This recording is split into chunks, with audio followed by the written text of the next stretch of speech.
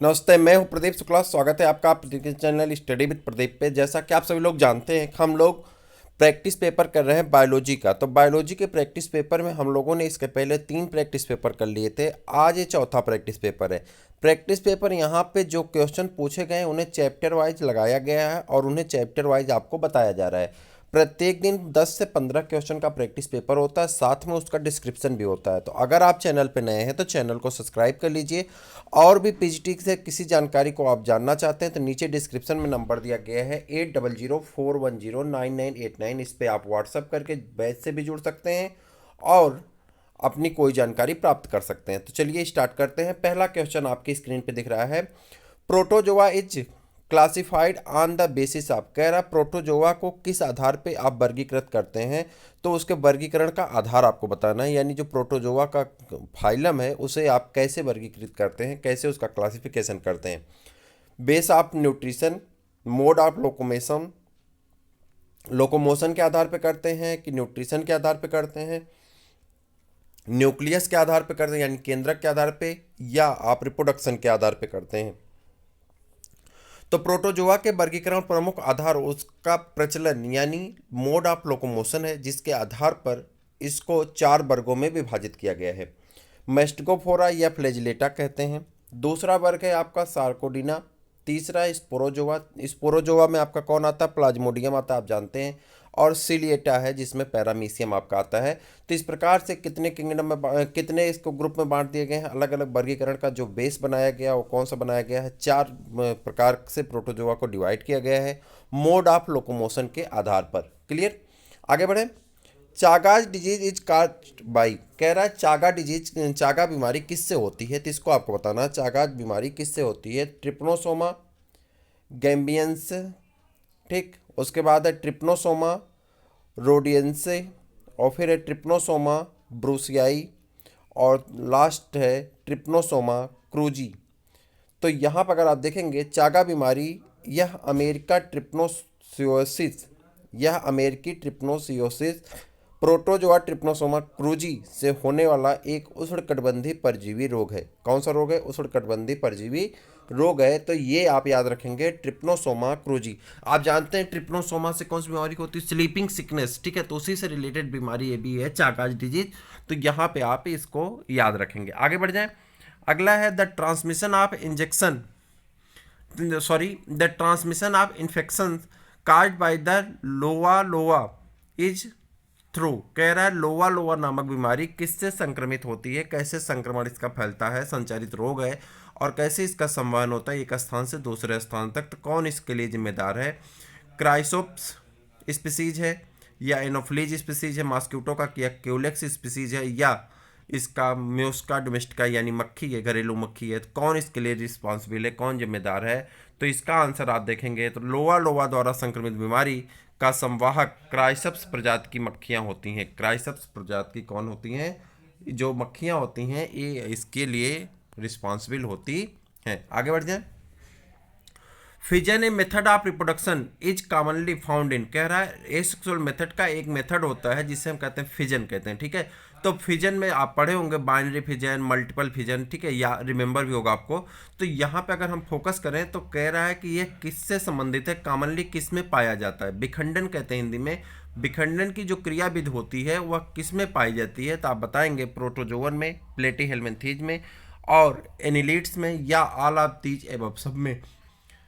तो विखंडन की जो क्रियाविधि होती है एक्चुअली जब भी आप करते हैं तो उसमें आप एग्जाम्पल किसका लेते हैं? अमीबा का लेते हैं, ठीक है। विखंडन किस में पाया जाता है? जो प्रजनन की विधि होती है या समानता प्रोटोजोआ में पाई जाती है। किस में पाई जाती है? यूनिसेलुलर ऑर्गेनिज्म प्रोटोजोआ में पाई जाती है। Mode of nutrition is amoeba is. कह रहा है अमीबा का मोड ऑफ न्यूट्रिशन कैसा होता है? अगर आप 10th की एनसीईआरटी पढ़े होंगे तो आपको अच्छी तरह से याद होगा mode of nutrition in amoeba. तो अमीबा का न्यूट्रिशन कैसे होता है आपसे मैंने पहले भी बताया था कि आप दोनों एनसीईआरटी क्लास 11th की और क्लास 12th की पूरी एनसीईआरटी आप पढ़ जाइए। हिंदी मीडियम की एनसीईआरटी हम स्टार्ट कर दिए हैं, लेकिन हमारे दूसरे चैनल पे चल रहा है जिसका नाम है बायो स्टडी पॉइंट। मैंने ग्रुप पे भी अपने शेयर किया था बायो स्टडी पॉइंट। अगर आप चैनल पे नए हैं तो मैं फिर आपसे यही सलाह करूंगा कि आप ग्रुप में जुड़ जाइए, वहाँ पे आपको सारी जानकारी दे दी जाती है।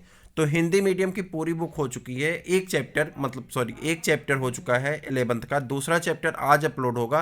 तो इस प्रकार से उसका चैप्टर आगे अपलोड होता रहेगा। उसी तरह से इंग्लिश मीडियम का भी एनसीईआरटी आपको अपलोड होती रहेगी। सारे चैप्टर्स हो जाने के बाद हमारा फोकस है कि हम दिसंबर लास्ट तक सारे चैप्टर 11th-12th के सारे चैप्टर हम अपलोड कर देंगे, हिंदी मीडियम के भी इंग्लिश मीडियम के भी। उसके बाद हम लोग उसके एनसीईआरटी के एक एक चैप्टर को उठाएंगे और उस चैप्टर को वीडियो के माध्यम से डिस्क्रिप्टिव क्लास के रूप में करेंगे। इतना कर लेने से क्या होगा कि एक तरह से हमारा रिवीजन हो जाएगा, पूरे कोर्स पे हम एक बार दौड़ लेंगे। सारी टॉपिक 4-6 टॉपिक को छोड़ करके सारी टॉपिक, जैसे कि पहला अगर हम सिलेबस देखे होंगे, अगर आप सिलेबस नहीं देखे हैं तो आप फिर मैसेज करिए और हम आपको सिलेबस भेजेंगे। सिलेबस में देखेंगे तो नॉन कार्डेट का जो वर्गीकरण है, क्लासिफिकेशन है, वो आप में नहीं दिया गया है आपके 11th-12th में, चूँकि वहाँ पे सिर्फ फाइलम लेवल तक दिया गया है और आपसे जो क्वेश्चन पूछा जाता है वो अप टू ऑर्डर लेवल तक पूछा जाता है, एक चीज़। और दूसरे क्लासिफिकेशन वहाँ पे लाइफ साइकिल पूछी गई है जो नहीं। तो ऐसे कुछ टॉपिक हैं जो नहीं है, लेकिन बेसिकली जो फाउंडेशन कोर्स कहते हैं ना, जो बेस होता है वो बेस 11th-12th में पूरा है। तो उसके सारी एनसीईआरटी और एनसीईआरटी का क्लास अगर हम पूरा कर लेंगे तो मुझे पूरा उम्मीद है कि एक अलग से कॉन्फिडेंस बिल्डअप होगा, जो कॉन्फिडेंस ये कहेगा कि हम आराम से कर सकते हैं। साथ में इधर तब तक हमारा प्रैक्टिस पेपर भी लगभग 4 से 5 हज़ार क्वेश्चन हमारे हो चुके होंगे। तो कहीं ना कहीं हम बहुत तेज़ी के साथ आगे बढ़ रहे हैं। बस आपका सहयोग चाहिए, आपका साथ चाहिए, जिससे हम लोग बहुत तेज़ी से अच्छा कार्य कर सकें, आने वाला फ्यूचर सबका ब्राइट हो। इसी उद्देश्य और विश्वास के साथ हम आगे बढ़ रहे हैं। तो जल्दी से चैनल को सब्सक्राइब कर लीजिए, अपने दोस्तों को भी शेयर कर दीजिए। चलिए स्टार्ट करते हैं, देखते हैं यहाँ पे mode of nutrition in amoeba is. Amoeba में कैसा न्यूट्रिशन पाया जाता है? तो आप जानते हैं होलोजोइक होता है। जैसा कि हेट्रोट्रॉपिक न्यूट्रिशन को आप कितने ग्रुप में बांट देते हैं? 3 ग्रुप में। होलोजो सेप्रोफाइटिक में किसको रखते हैं? फंजाई को रखते हैं। उसके बाद पैरासाइटिक में किसको रखते हैं? जो पैरासाइटिक ऑर्गेनिज होते हैं, एंडोपैरासाइट, एक्टोपैरासाइट, ठीक है। उसके बाद होलोजोइक जिसमें अंदर गटवाल पाई जाती है न्यूट्रिशन करने के लिए। तो यहाँ पर अमीबा में गटवाल तो नहीं पाई जाती, लेकिन अमीबा में फूड कैविटी पाई जाती है, अंदर कैविटी होती है, जिसकी वजह से इसे हम किस में रखते हैं? होलोजोइक में रखते हैं। The mode of nutrition in amoeba is holozoic. The holozoic means animal ingesting both animal and plant directly enter the food inside the cell amoeba, ठीक। तो यहाँ न्यूक्लियस है, देखिए सेल है, फूड वैक्यूल्स हैं, food particle. The mode of nutrition are holophytic in Euglena and saprozoic in Entamoeba histolytica and holozoic in Paramecium. तो ये line आप याद रखेंगे। अगर अलग अलग ऑर्गेनिज्म में पूछ लिया जाए तो यहाँ पे एक ही क्वेश्चन में 3-4 क्वेश्चन आपके दिए गए हैं। The mode of nutrition are holophytic. Holophytic किस में पाया जाता है? यूग्लिना में। सेप्रोजोइक किस में पाया जाता है? एंटमीबा हिस्टोलिटिका में, ठीक है। एंटमीबा हिस्टोलिटिका से क्या होता है? आप जानते हैं अमीबियाइक पेचिस होती है, ठीक है। होलोजोइक न्यूट्रिशन किस में पाया जाता है? तो पैरामीशियम में और अमीबा में पाया जाता है, जैसा कि आप पीछे से अमीबा को डिस्क्राइब कर रहे हैं। क्लियर? सॉल्ट जेल थ्योरी आपने बहुत पढ़ा होगा, बीएससी में ये बहुत इंपॉर्टेंट टॉपिक मानी जाती थी। अगर आप पूर्वांचल यूनिवर्सिटी या अवध यूनिवर्सिटी से हैं तो आपसे बहुत इंपॉर्टेंट टॉपिक की मानी जाती थी। Sol gel theory explain locomotion in amoeba was reproduced by. तो सॉल्ट जेल थ्योरी के बारे में किसने बताया था? आपको बताना। प्रपोज्ड बाई है, यहाँ पे गलत लिख दिया गया है। तो प्रपोज्ड बाई किसने दिया था? तो salt gel theory proposed by Hyman नामक एक साइंटिस्ट है and supported by Pantin and Mast. Salt gel conversion of protoplasm within its cell. Clear? Nutrition in amoeba is. Amoeba में जो न्यूट्रिशन पाया जाता है वो कैसा होता है? अमीबा में पोषण कैसा होता है? तो आप अभी ऊपर डिस्क्राइब किए हैं कैसा होता है? होलोजोइक होता है। कैसा होता है? होलोजोइक होता है। और होलोफाइटिक किस में होता है? तो आप अभी ऊपर पढ़ रहे थे किस में होता है? यूग्लिना में होता है, ठीक है। होलोफाइटिक यूग्लिना में, अमीबा में होलोजोइक, ठीक। The skeletons of which of the following groups of protozoa form A important constituent of the sedimentary rocks. कह रहा है कि इसका जो स्केलेटन होता है वो किस प्रोटोजोआ का, वो जब किसी रॉक से जुड़ा होता है तो कैसा होता है, इसके बारे में आपको बताना है। तो यहाँ पे तीनों टाइप का हो सकता है। फोर्मिनिफेरा ओनली, होलोजोआ होलियोजोआ ओनली और रेडियोलेरिया ओनली। तो यहाँ पर अगर आप इसका डिस्क्रिप्शन देखेंगे, प्रोटोजोआ संघ के सभी प्रकार के जंतु औषधि चट्टान यानी सेडिमेंट्री रॉक के अवयव हैं। ये जंतु सतही अवसाद के निर्माण में योगदान देते हैं। इसे ओज कहते हैं। क्या कहते हैं? ओज कहते हैं। Monocystis is a parasite of, Monocystis एक पैरासाइट है, किसका है उसे आप बताना है। Monocystis is a parasite of यूटीफोज यूटीफियस यूटीफियस का पैरासाइट है। यूटीफियस माफ करिएगा, यूटीफियस का पैरासाइट है। ठीक है, तो यहाँ पर अगर आप देखेंगे तो एक मिनट, यूटीफियस का पैरासाइट है, थोड़ा सा स्पेलिंग में मिस्टेक लग रहा है तो देख लीजिएगा। Monocystis is a endo parasite of similar, monocystis is a endo parasite of seminal vesicles of earthworm. एक मिनट ध्यान से पढ़िएगा। मोनोसिस्टिस एंडो पैरासाइट है, किस में पाया जाता है? सेमिनल बेसिकल में। किसके सेमिनल बेसिकल में पाया जाता है? अर्थवर्म के सेमिनल बेसिकल में पाया जाता है। फेरितिमा पोस्टमा और यूटीफियस, जो यूटीफियस नामक ऑर्गेनिज्म है, दोनों नॉर्थ इंडियन अर्थवर्म हैं। ठीक है, both are the belonging to the class oligochaeta phylum annelida. Annelida के क्लास ओलिगोचीटा से दोनों बिलोंग करते हैं। यह अर्थवर्म के जो सेमिनल वेस्किल होती है, ठीक है, अर्थवर्म अगर आप पढ़े होंगे तो एक चीज़ याद रखिए कि उसमें किडनी नहीं पाई जाती बल्कि नेफ्रीडिया पाया जाता है। ठीक है, नेफ्रीडिया में जो सेमिनल वेस्किल पाई जाती है, जो डक्ट होती है सेमिनल वेस्किल, उसी का ये पैरासाइट है, एंडो पैरासाइट होता है। इसका नाम क्या है? मोनोसिस्टिस। ठीक है, क्या नाम है? मोनोसिस्टिस। क्लियर।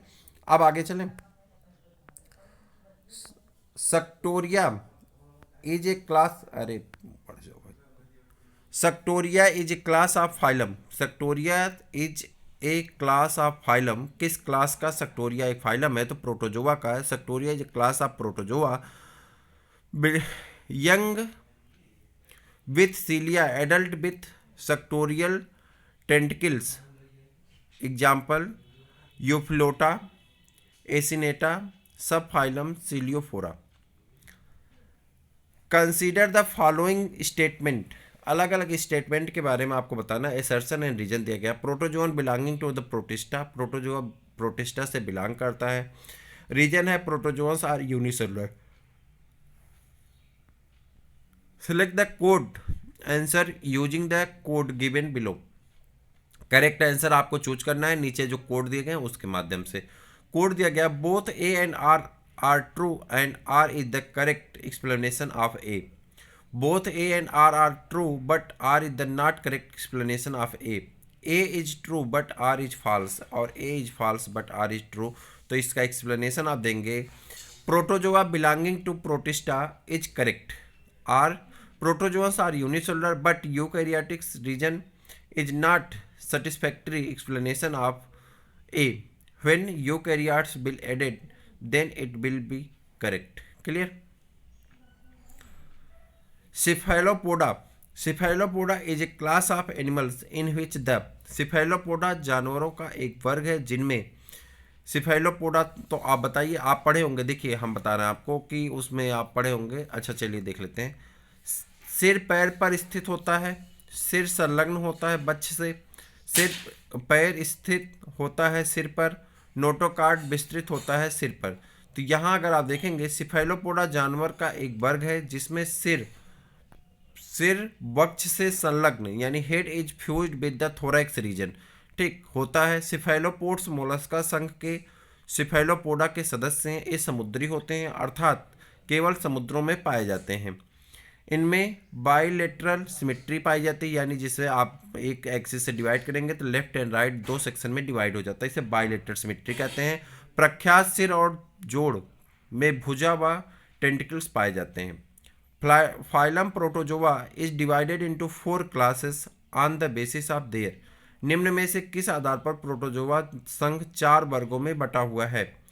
न्यूक्लियर स्ट्रक्चर केंद्रक की संरचना के आधार पर, लोकोमोटरी स्ट्रक्चर गत विषयक संरचना के आधार पर, मोड ऑफ रिप्रोडक्शन प्रजनन का ढंग के आधार पर, मोड ऑफ न्यूट्रिशन पोषण के ढंग के आधार पर। प्रोटोजोआ संघ को गत विषयक संरचना लोकोमोटरी स्ट्रक्चर के आधार पर 4 भागों में बांटा गया है। प्रोटोजोआ गमन के लिए पादाभ यानी सूडोपोडिया, कशाभिकाएं, फ्लैजिलेटा और रोमा यानी सीलिया आदि पाए जाते हैं। गमनांगों के एक यौन केंद्रकों के आधार पर उपसंघ निम्नलिखित हैं। संघ सार्कोमेस्टिकोफोरा में पहला है, जैसा कि पहला क्वेश्चन भी आपका आया था प्रोटोजोआ के डिवीजन से लेकर के, तो उपसंघ सार्कोमेस्टिकोफोरा में आप देखेंगे गमनांक पदार्थ यानी सेलिया पदार्थ यानी क्या पाए जाएंगे, स्यूडोपोडिया पाए जाएंगे, या कशाभिकाएं या दोनों होते हैं। केंद्रक एक या अधिक पर सब समान होते हैं। इन्हें 3 वर्गों में बांटा गया है। वर्ग मेस्टिकोफोरा या फ्लैजिलेटा, सार्कोडीना और ओपेलाइना। किसमें? सार्कोडीना ओपेलाइना में।